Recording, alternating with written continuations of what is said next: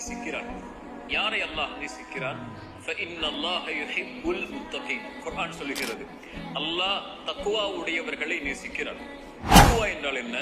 அரபி மொழியில் தக்வா என்றால் பாதுகாத்தல் என்று அர்த்தம். இஸ்லாமிய வழக்கத்தில் தக்வா என்றால் அல்லாஹ்வுடைய தண்டனையிலிருந்து, அல்லாஹ்வுடைய கோபத்திலிருந்து ஒரு அடியானை பாதுகாக்கக்கூடிய அம்சம்தான் தக்வா. எப்படி பாதுகாக்கும்? அந்த அடியான் அல்லாஹ்விற்கு கட்டுப்படுவதன் மூலமாக, பாவங்களில் இருந்து விலகுவதன் மூலமாக. தக்வா என்றால் இன்றைய வழக்கத்தில் அல்லாஹ்வுடைய பயம் என்று சொல்லுவோம்.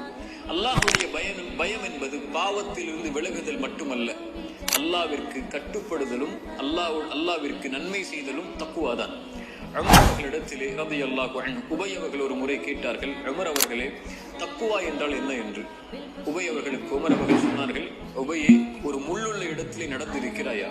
உபய் சொன்னார்கள், ஆம். எப்படி நடப்பாய்?